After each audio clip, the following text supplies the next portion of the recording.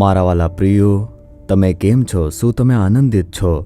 આ હોડીની અંદર મુસાફરી કરતી વખતે મને ઈસુ ખ્રિસ્ત અને પિતરની હોડીમાં મુસાફરી યાદ આવે છે. તે સમુદ્રના ઊંડાણમાં તેમના શિષ્યો સાથે મુસાફરી કરતા.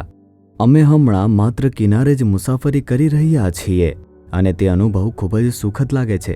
પરંતુ આ અનુભવમાં જ્યારે પ્રભુ આપણી સાથે હોય છે ત્યારે તે અનુભવ વધારે આનંદિત થઈ જાય છે. બાઇબલની અંદર નીતિ વચનો તેનો 3 અધ્યાય તેની 6ઠ્ઠી કલમમાં પ્રભુનું વચન કહે છે કે તારા સર્વ માર્ગોમાં પ્રભુનો અધિકાર સ્વીકાર, એટલે તે તારા રસ્તાઓ સીધા કરશે.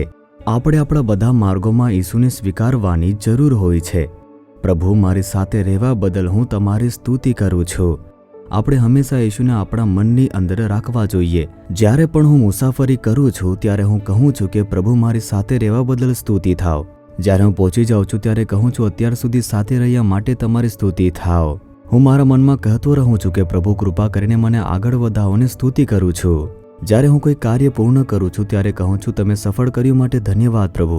પ્રભુ, હું આ કરવાનો છું, મારી સાથે રહીને માર્ગદર્શન આપો. આ રીતે યાદ રાખીને ટૂંકી પ્રાર્થના કરવી એટલે આપણા બધા માર્ગોમાં તેમનો સ્વીકાર કરવો અને તે આપણને બધા માર્ગોની અંદર આગળ દોરી જવાના છે. તે અદ્ભુત રીતે દોરી જશે, સુંદર રીતે દોરી જશે.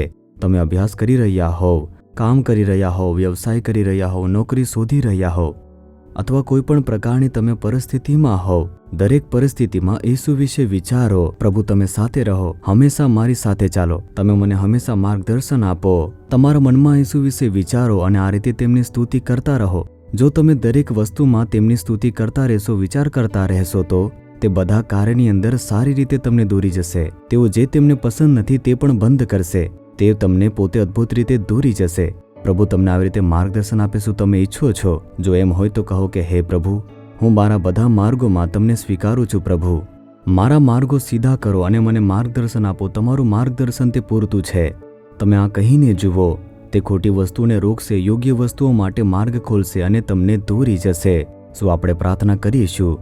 હે પ્રભુ, હે ઈસુ, તમે હંમેશા મારી સાથે છો. પ્રભુ, મને હંમેશા તમારા વિશે વિચારીને ચાલવા દો. કૃપા કરીને મને ખોટા કાર્યો કરવાથી રોકો, સાચા માર્ગ પર દોરી જાઓ. મને સાચો આશીર્વાદ તમે આપી દો. હું વિશ્વાસ કરું છું પ્રભુ. ઈશુના નામમાં તે આશીર્વાદ પ્રાપ્ત કરું છું પ્રભુ. Amen, amen. Jesus redeems Gujarati YouTube ચેનલને સબસ્ક્રાઇબ કરો. દરેક નવા કાર્યક્રમની માહિતી મેળવવા માટે બેલ આઇકન પર ક્લિક કરો.